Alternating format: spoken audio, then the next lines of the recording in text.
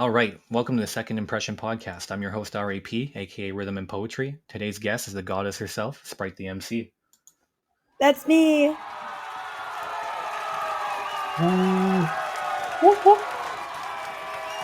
funny. I love it.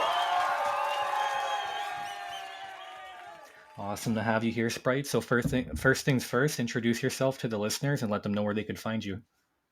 So my name is Spryte the MC, and you spell Sprite with a Y, Spryte, the MCE, MCEE. You can find me on all major platforms as Sprite the MC. And yes, you are correct. I am the goddess of the Midwest, goddess of the mic. It's funny that you introduced me that way because I had another interview a few weeks ago. The guy said that. He's like, we have the goddess of the mic here. So yeah, that's just me. I don't want to be a queen. I figure gods and goddesses have more power than kings and queens. That's very A true, little. very true. So Yeah. actually, that runs us into my first question. How did you choose the name Spryte The Emcee? How did that come to you? You know what? I didn't. I was throwing raves and promoting hip hop artists and DJs back in 1999 to 2007, and I was just Mary Kay. Like my first rap name was 40 when I was a child. I had like a little nickname named 40, and then when I was about 21, I was hosting these shows and rapping, and my friend Justin said, "You need a rap name." I'm like, yeah, I know, but I'm not going to give myself a rap name. I'll just, MK is good. MK, Mary Kay, like, I'm good. And we were all sitting around after the show, and after raves, obviously then I was doing drugs. Now I'm clean and sober. But he's like, do you remember Rainbow Bright? That crazy little sprite that followed her around, that really energetic, crazy thing? That's you. Oh my God, MC Sprite. And I said, no, no, no, no. I'm not getting named after a soda. No. And the next 2 weeks later, a flyer came out. Danny the Wild Child was playing. He's a drum and bass DJ from Chicago. And I was going to MC with him. And on the flyer, it said Danny the Wild Child featuring Sprite, AKA Mary Kay. And they spelt it Sprite with an I. And that was how it became Sprite. And then it stuck. And then 4 years later, I went to copyright it. And the lady's like, well, Coca-Cola owns Sprite. I'm like, what? A Sprite's a fairy like Tinkerbell or like Rainbow Bright's little Sprite. They can't own Sprites. And that's how the Y got put into it, Spryte. And then I'm an MC, so the MC. And that's how it went. I didn't pick it, but I like it. Now that I've been Sprite for, 25 years, I love it. I can't even imagine being MC Boom Shakalaka or whatever. Like I can't imagine a different name, like I'm Sprite. That's just who I am. That's funny. And that's like a true story of like kind of like coming into your own name. Somebody gave you the name and you just kind of like came into it. That's really dope. I like that. And then I started looking up sprites, like what are sprites? Like, fairies and sprites, what's the difference? Sprites are evil little tricksters. Like they are mischievous little characters that like to, stir the pot, let's say. So the name fits me perfect. I love to be stirring the pot sometimes. Sometimes I bring the pot with me, you never know. All right. So for my second question, I want to ask, what can fans expect while listening to your music? Fast, upbeat, positive messages. So I took a 5-year hiatus to go to Penn State and get my master's degree, and I didn't record, and now I'm back recording. My older stuff is like I have a Christian album, so that whole album is obviously positive, uplifting. I have a recovery album that's all about the steps and traditions of recovery and being clean and sober. I have like I never rap about my body parts. I'm not one of those girls like, look at my booty, look at my pussy, look at my tits and ass. Like, that's not me. I want to bring bars to the table. So, as a female MC in a pretty male dominated industry, as a white female MC from the Midwest, like growing up in Chicago and Milwaukee on the streets there doing battles and stuff, I learned how to like battle rap. But then when I started writing, I wanted to always give a good positive message to the ladies, like Goddess. My song Goddess is all about being strong and things like that. And the song you're going to play today, Homage, is, me paying tribute to Tyrant. So when you listen to my music, you're always going to have a positive, uplifting message. And there's always going to be 2 or 3 schemes going on.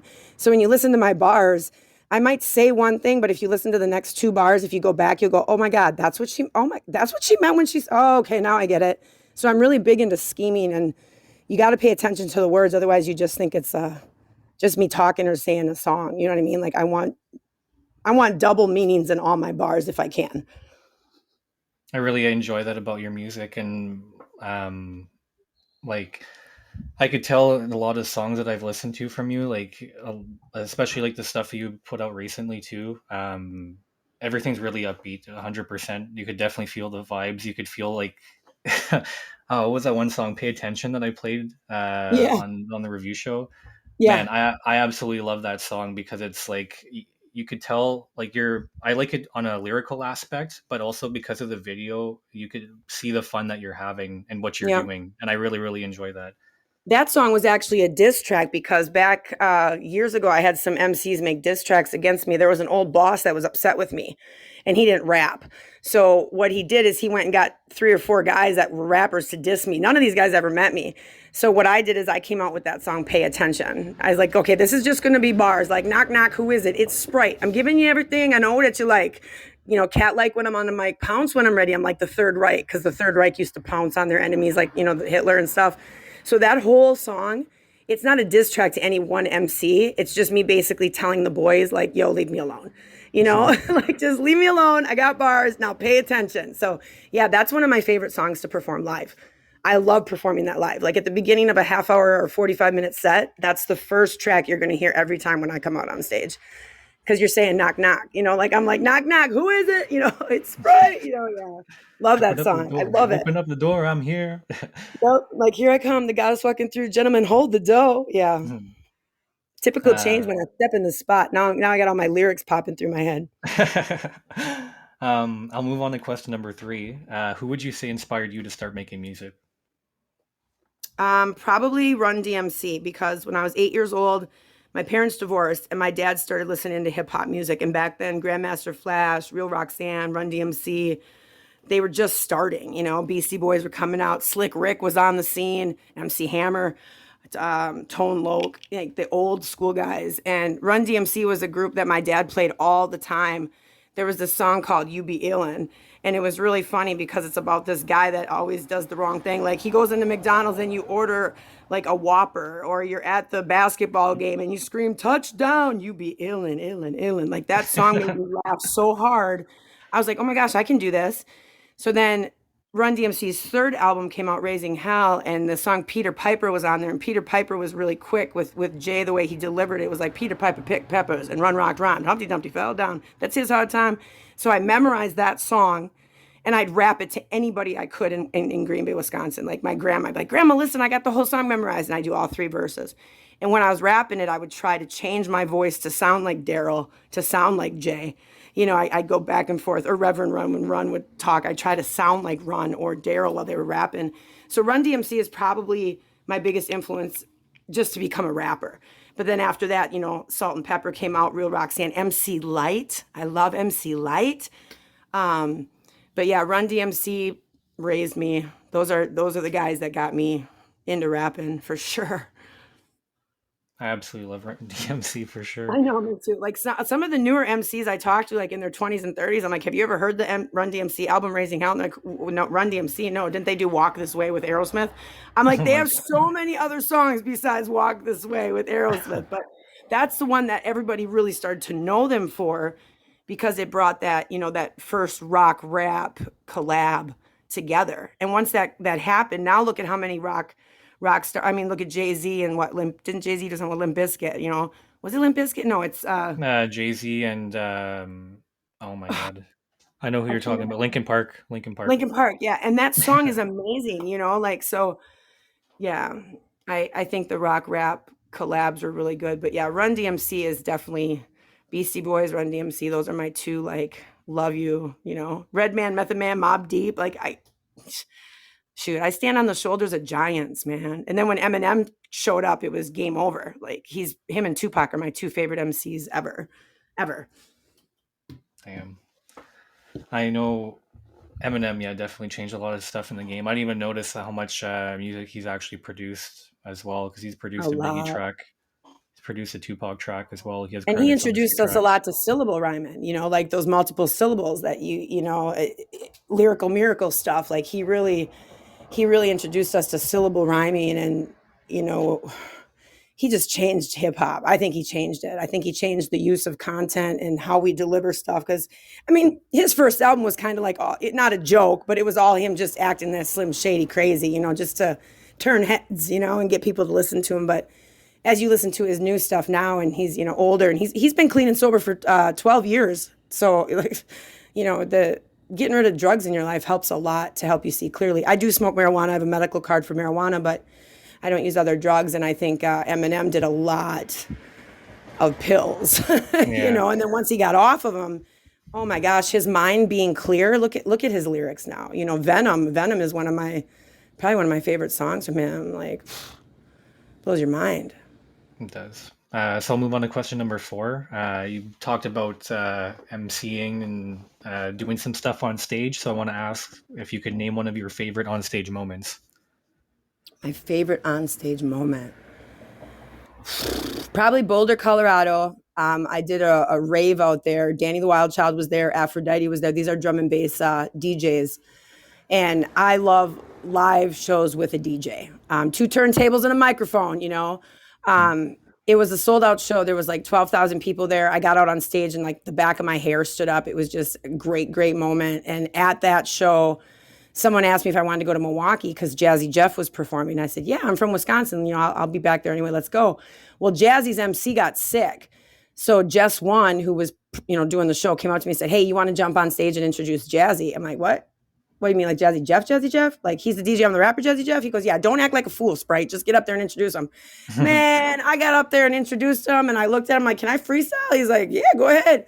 I got to freestyle with Gigi Jazzy Jeff in Madison, Wisconsin. Like, totally the best moment of my life. But being in Colorado, knowing that the new show was coming up, that was the greatest moment because I got to go and see this. And, after the show, Jazzy came up to me. He's like, you do know you're white, right? I'm like, yeah. I know.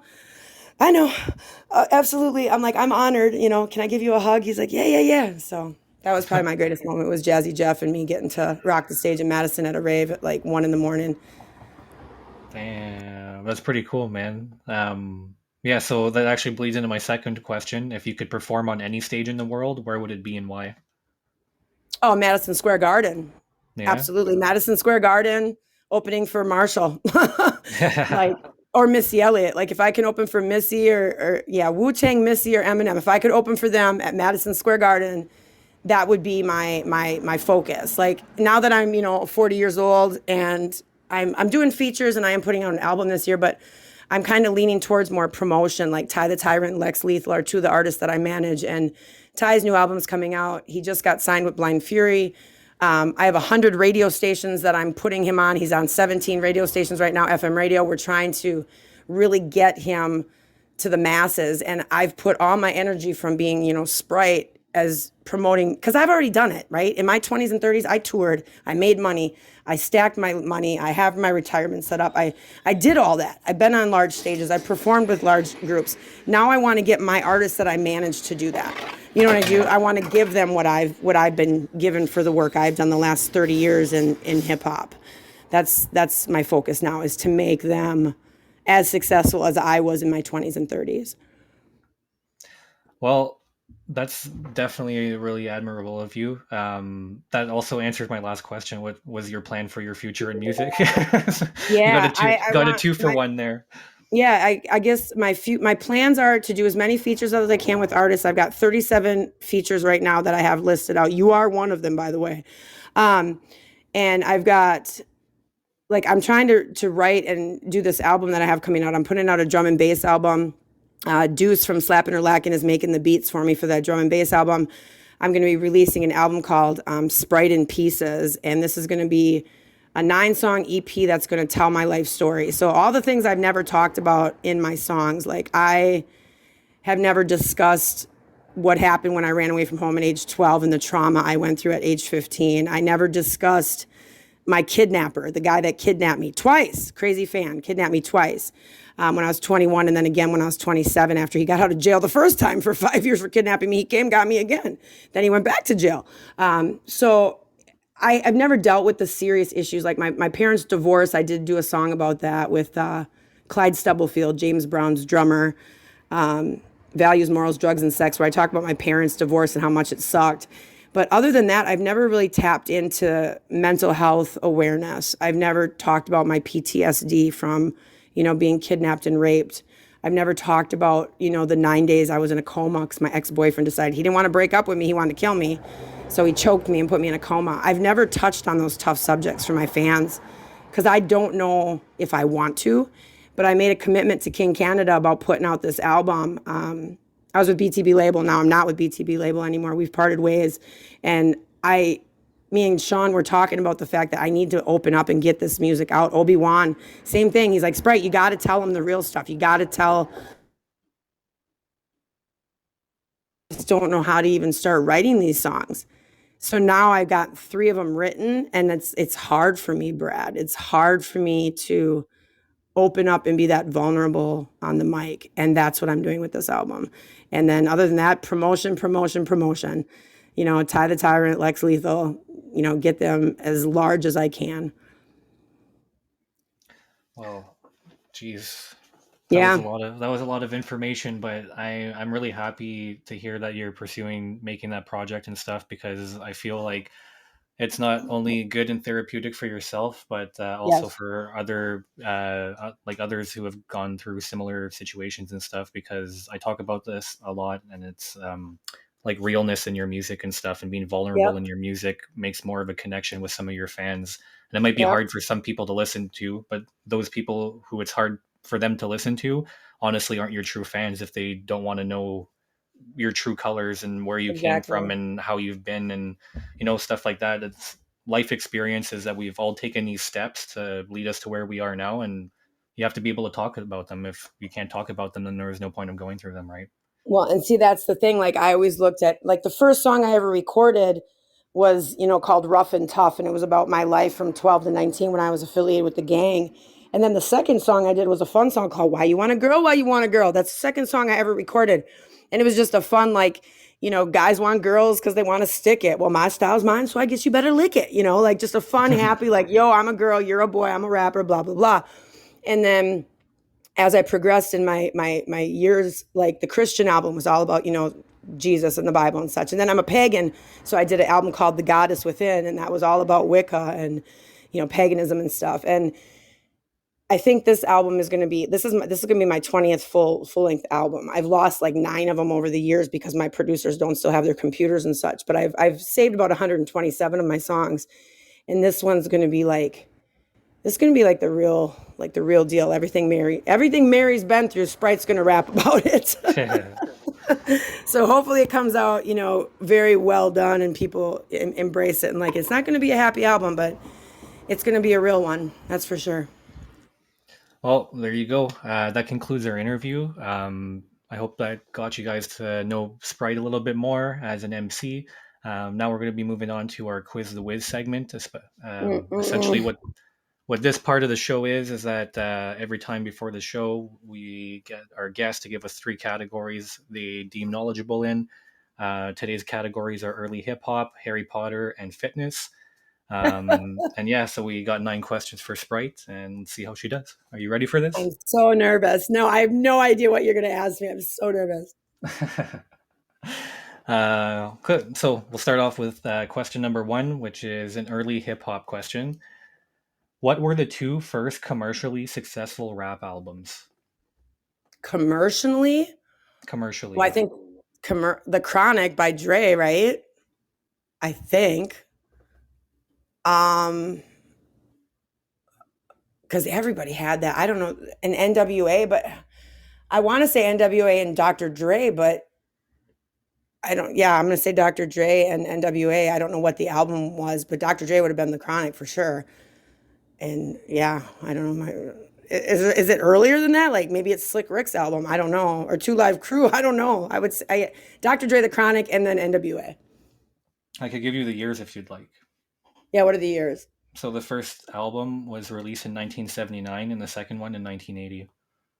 79, 80. So it would have to been Grandmaster Flash, maybe, or I don't know.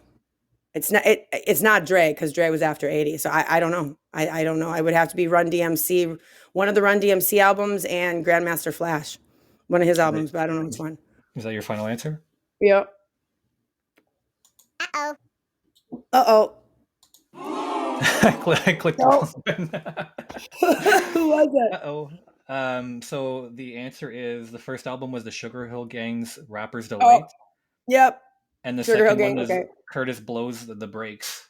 Curtis Blow. Yeah, I didn't even think about Curtis. Oh, okay. Yeah, I didn't go that far back. My gosh, I was like 7. You were thinking too close to modern times almost. Yeah, I was thinking too. Yeah, because I mean, a lot of people don't even realize there were hip hop albums in the 70s. Like it started way back when. It's true. So our next question is a Harry Potter question. This is a true or false question. Okay. Every Hogwarts acceptance letter the owls brought to Harry in the first film were handwritten by the props team. True or false? True. Is that your final answer? Yep. That is correct. Thank goodness. I like the tinkle tinkle Sprite bells. I want to hear more of those. I like those. Also, fun fact that all the owls that brought letters to like Harry and the other kids and stuff, they were all actually trained by the props team to be able to do that. Yeah. I watched the making of Harry Potter and it was amazing what they did with those animals. Like Mhm. I'm kind of sad the hippogriff wasn't real, but yeah, the owls. And did you know that the Hedwig, Harry Potter's owl Hedwig, the white one, there were actually like 7 of them. It wasn't the Yeah, same owl every shot. There were like 7 different Hedwigs. yeah, that's a lot of training, a lot of money too. They probably Good made more God, money yeah. than I made. Good God, yeah. Just to get an owl to drop a letter off, it's funny. All right, so we're gonna go to question number 3. This is a fitness question. So which bodybuilder turned actor won Mr. Olympia 7 times from 1970 to 1980? Arnold Schwarzenegger. Is that your final answer? Yeah. That is correct, Arnold Schwarzenegger. Yep. Good old Arnold. look, The look at Terminator. my muscles. Yeah, right. I lift things up and put them down. Oh my Awesome. gosh. So yeah, we're doing pretty good. We're gonna move It's on to bad I question got the number hip 4. hop question wrong, right? Like I love old school hip hop and I get those I get Curtis and freaking Sugar Hill Gang wrong. Like, oh boy. So this next one's another hip hop question, and this is a multiple choice question. Okay. Who is the most financially successful hip hop artist that reached billionaire status in 2019? Is it Dr. Dre, Eminem, Jay Z, or 50 Cent? God, I want to say it's Dr. Dre, but it's probably Eminem. But 50 Cent's got all his side business stuff. I don't know. A billionaire? Yeah, billionaire status in 2019. 50 Cent. Final answer. That's your final answer? Yeah. It's Eminem, isn't it? It's Eminem. No, it's actually Jay Z. What? Oh my God, really? Jay I Z like is, Jay-Z, like he's one of my faves, but really? Okay, cool, cool. Go Jay-Z. yeah, he's the most financially successful hip hop artist. Is that He's including Beyonce's money too, though, or just you know what I no, mean? that's Like, that's whoa, damn. that's including all his own business ventures and stuff and music and, Wow, and Jay-Z's a everything. billionaire. Go Jay-Z. Yeah, man's rolling in dough. Yep, yep. Okay, so we'll go on to question number 5. This goes back to Harry Potter. Another true or false question. So, true or false? J.K. Rowling nearly played Ron's mom, Molly Weasley. Yes, true. Is that your final answer? Yep. Oh my gosh, are you serious? Ooh, I tricked you. So Who is she gonna? the answer is false. She actually was going to play Harry's mom, Lily, instead. Oh yeah, yeah, yeah. Oh, you said Ron's mom, Mrs. Yeah, Weasley. Yeah, Mrs. no, she Weasley. wasn't. No, she was gonna be Harry's dead mom in the mirror and stuff. Yeah, okay, no, yeah, you tricked me. Dang it. Yeah, you tricked me. I knew she was gonna play Harry's mom, but Weasley. Yeah, you threw me off with the Weasley. Okay. Yeah, she turned it down because she didn't think that she was a good actress, apparently. Yeah, her Yeah, mind is amazing. The way she created that whole entire world for us to enjoy is just bananas. it is for real. So we're moving on to question number 6. This is back to fitness. Which goofball became the king of aerobics with his crazy outfits in the 90s and his series titled Sweating to the Oldies? Oh, it's one of the oldies. With the crazy hair. The oh gosh, what's his name? I can see him. He wears like really bad silk shorts and tank tops, and he's got like leg warmers on and these little wristbands. I don't know his name. Sweating to the oldies with I don't even, what's the first letter of his name? Simon? No, not Simon. What's the first letter? Give me the first letter. What's the first letter of his name? Is it what's the first? It's an R. The first letter of his name's an R. An R? No, then I Yeah. have no idea what it is. Richard something. Richard? No, I don't know. Who is it? I don't know. Here we'll give you. The answer was Richard Simmons, is what his name is. Richard Simmons. Oh God, I should have known that. Okay, yeah, I knew it was Richard. I said Richard, but I was like, what's the last name? Always moving his arms around in his crazy outfits and stuff. Yeah, my mom had all his DVDs and like actually worked out to them in the living room, and it was so funny to watch her like, rewind the VHS and then watch it and do the workout. They were like little 20, 30-minute workouts. Oh God, such bad music. All right, so this moves on. We're gonna move on to question number 7. So this is back to early hip hop. I got to redeem myself on this one. What was the name of the first all-female hip-hop crew formed by New Yorker Sherry Cher in 1977? Oh my God. Oh, I know the name of it. I can see the girls in my mind.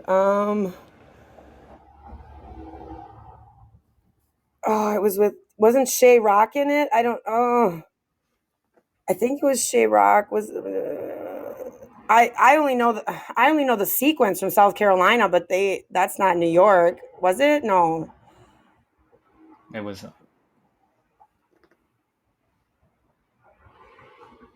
Yeah, I think it was sequence, but they weren't from New York. Well, it just says that the founder is from New York. New Yorker Sherry Cher. Yeah, sequence. It's got to be the girls from Sequence. Is that your final answer? Yes. Oh my gosh, who was it? The name of the group was the Mercedes Ladies. I've never heard of them. Apparently, now I'm gonna Google the Mercedes Ladies after the show and go listen to all their music. Yeah, they're the first all-female hip-hop crew formed in New York, or formed by New Yorker Sherry Cher in 1977. Okay. Yeah, I thought Sequence was the group because they were 70s, 80s. But yeah, what is it called? The Mercedes Ladies? Yeah, Mercedes Ladies. Okay, I'm gonna be looking that up because that's something I've never heard of, and I want to hear what they got. Cool. So we'll move on to question number 8. This is the last Harry Potter question. What Scotland city where Rowling resides provided her with a ton of inspiration for the series? No idea. No? Not a clue. The name of the city is Edinburgh. Edinburgh. Yep, I would not know that. Lex would know that. Lex is from Scotland. He would probably know that. I did not know that. I think that's the capital of Scotland, but I'm not very good at geography, so don't quote me on I'd have to phone a friend on that one. Same, I would have to phone a friend on that one too. I'm not a good geography dude. Yeah, I'm like, I'd have to phone a friend on that and be like, Lex, name me some really big cities in Scotland. So we'll move on to question I know more number about 9. Harry Potter than I do about hip hop. Gosh dang it. So question number 9 is our last fitness question and our last question of the quiz. Known for his martial arts skills, which fitness icon and movie star became his own category of joke? Chuck Norris. Right? Ding, ding, ding, ding, ding. Oh my gosh. Okay, cool. Like, wow, how do I know fitness and Potter more? You had some hard questions though for early hip hop, but yeah. Yep, Chuck Norris. You went. You gave me early hip hop as a category, so I went as early as the as dawn you of could. time. Yeah, yep. That's true. All right. So, how many do you think that you got correct? 9 out of 6? 1 out of 9. Or 5? Probably 5, right?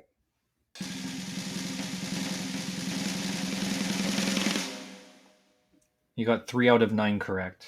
Oh my gosh, I suck. I'll give you the golf clap. Did anybody get 9 out of 9 yet? No, not yet. Not yet. One day we'll get there. One day someone's gonna get them all right. Yep.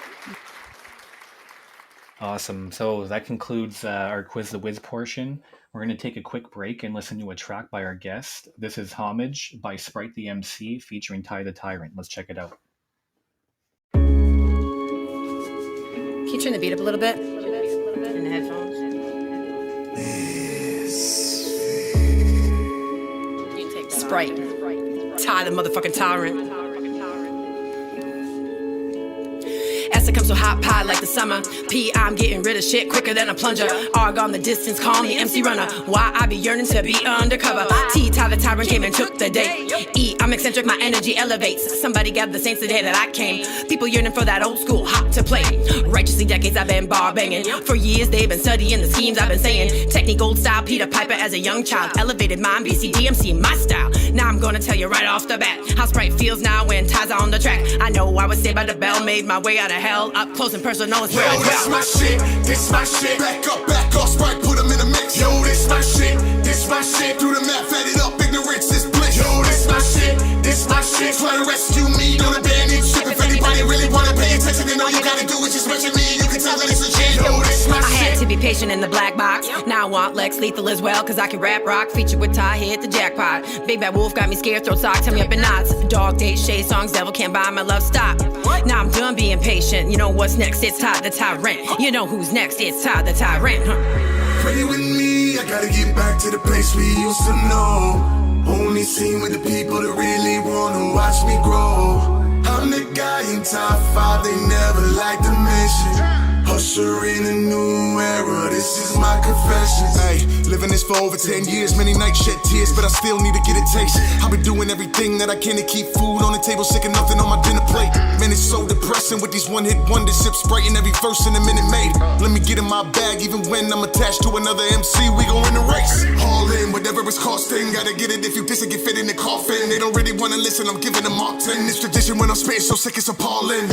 We modest, not Greek, but I keep me a goddess. Shit is too easy, I promise. All I gotta say is peace to Spryte The Emcee, that's me. Yo, this my shit, this my shit. Back up, Sprite, put them in the mix. Yo, this my shit, this my shit. Through the map, fed it up, ignorance is bliss. Yo, this my shit, this my shit. Try to rescue me, don't abandon ship. If anybody really wanna pay attention, then all you gotta do is just mention me. You can tell that it's legit. Yo, this my shit.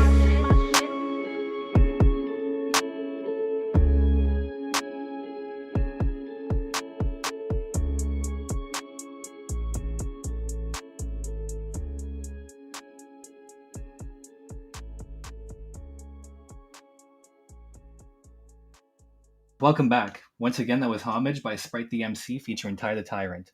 Now we're going to be moving on to our next segment called Do You Remember? What this segment is that we get a subject from our guest and we just throw back, sit down, and we talk about it. Today's discussion is about recording on cassette tapes. Why don't you tell us a little bit about recording on cassette tapes? So hard. Okay, so any of you 80s babies, if you even remember this, with cassette tapes, you could put them in your boombox, right? And if you taped over the little holes on the top, you could record over like a bought one. So back in the day, Beastie Boys, Run DMC, all these rhymers would come out with cassette tapes with 2 songs on one side, and then on the B side would be the instrumentals. So Beastie Boys had this Paul's Boutique, right? Paul's Boutique. They had a song called Brass Monkey. I had my first song. I rapped over Brass Monkey, the instrumental to Brass Monkey.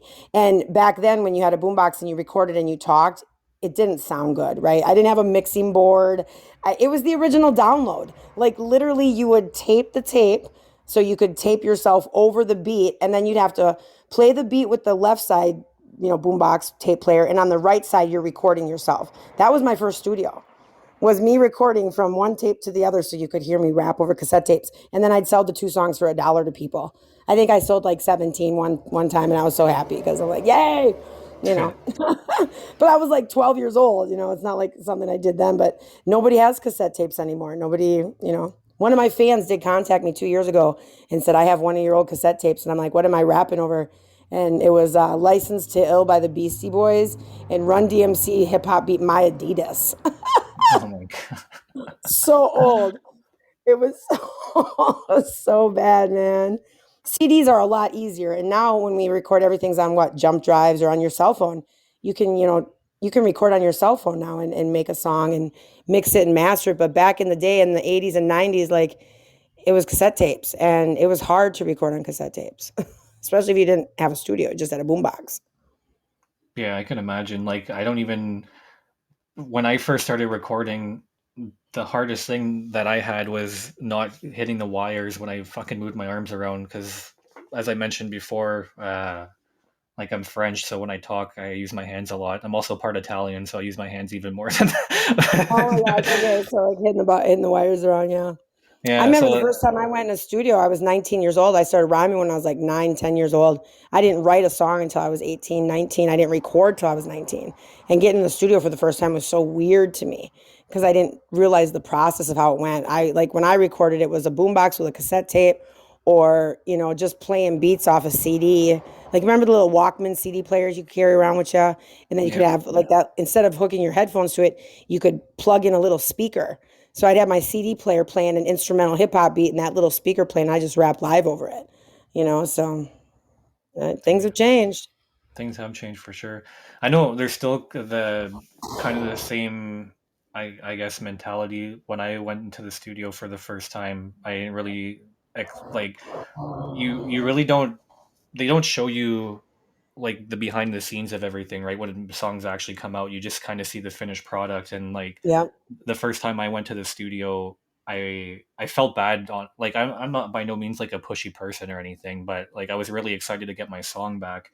And the guy who was mixing it, like, I feel bad because I feel like I harassed the shit out of him, even though I was trying to be really nice about it. But I was like, I just want Yeah. to hear my song, I want to hear, like, it's my first ever song, and I was so proud of it. I'm like, I just want to check it out.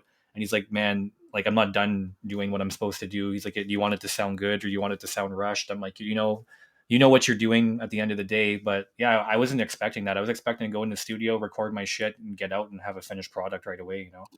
Yeah, my first song, I recorded it with Trackmaster T. It took him 3 days, and he's like, "Come back over, we're gonna listen to it." And then we were listening to it, and I was like, "That's what I did? Like, holy cow, that's what I did? How did I do that? Like, how did you make me sound like that with the layers and the ad libs and all this stuff that I didn't?" Yeah, it was just craziness. It's like, well, it's crazy because when you think about it, music, we have so many masters of different crafts that come together to make music.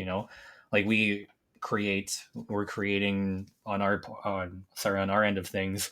And then Hmm. you got the sound engineers and stuff that are literally working magic on everything that they do. And even same thing for the producers too. Like, something has to come out of literally nothing. They create out of The literally beats, thin yeah, air. Genesis, Misfit, like they make masterful, crazy, awesome sounds, and that's all coming from their head, like. Yeah, because Misfit made the beat for Homage, and when I heard it, I was like, "This is the beat, man. This is it." King Canada won it in a beat contest or something, and he's like, "Spread, I got this beat from Misfit. I don't think I'm gonna use it. You like it?" And I listened to it. And I'm like, "This is it." And I have no idea how Misfit knew to make that beat the way he did, but it was perfect. Sometimes that's just how it happens. I brought one of MP Productions producers, Mr. Rhythmic. We now live together and stuff. And watching and working with him on the whole process of like developing a beat from start to finish is really crazy because now you get to see how everything kind of unfolds in like the chaotic mind of a producer, I guess you would say, because like Hmm. he just sits there and like we're just kind of like doing whatever. And then they're like, man, I feel like in my head everything is completely quiet right now, but in my head I hear some kind of like orchestra. Like, I'm gonna go find some Right? kind of like orchestral instruments and shit. And that's just like sometimes how it starts, so like organically like that. And it's like, man, what the hell is happening here? Oh But my yeah. gosh.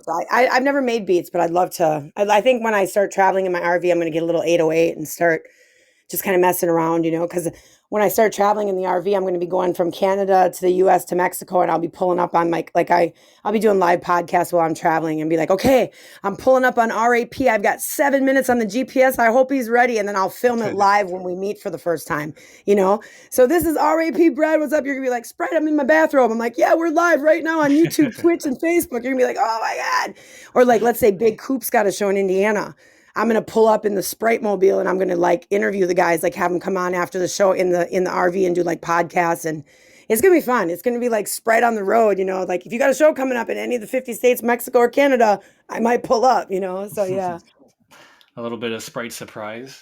Yeah, I'm really excited about it. Like I think it's gonna be, plus it's gonna be nice to put a face to all these people I know, you know, through Facebook and Instagram and stuff, you know, like D Dilts, he's a producer out of Texas. I want to go down there. Blind Fury's in South Carolina. I said, Fury, I'm coming down. We can, you know, grill out. I'm going to come down and visit you and we can freestyle together. And Ty's in San Diego. So I got to go to San Diego to, you know, to hug Ty the Tyrant. So there's nonsense, the Dork Squad. Like I want to meet all these people in person. You know, I can't wait to meet you in person. And King Canada and Scotty G. Like I can't wait to see you guys and be like, oh my God, you're like real. I can touch you.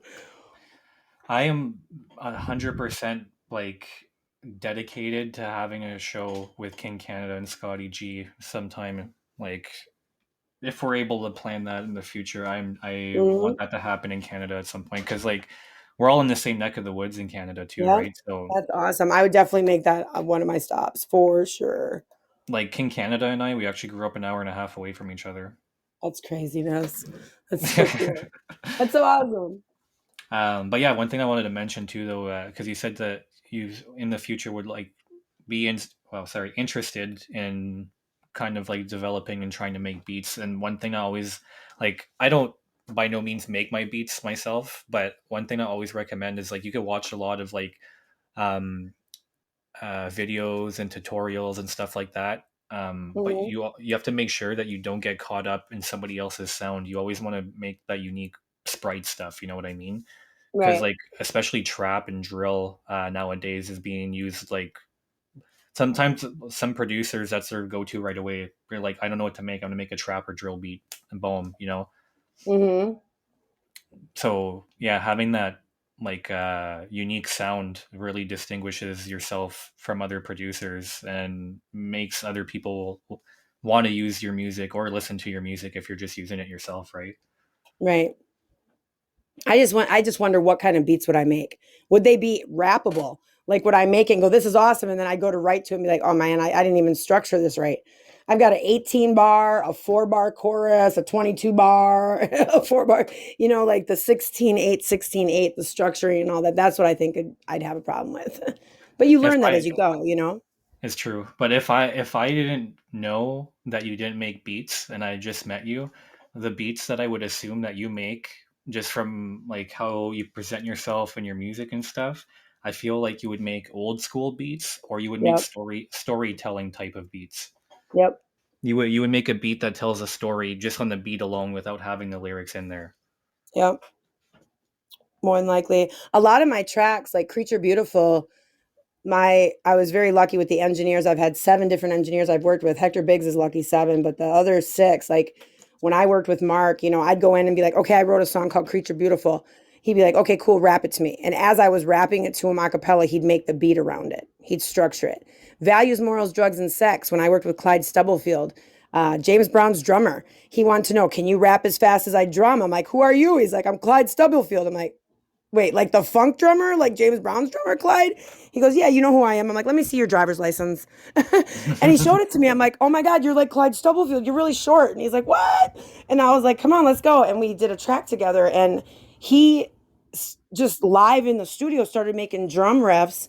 And he's like, okay, start writing.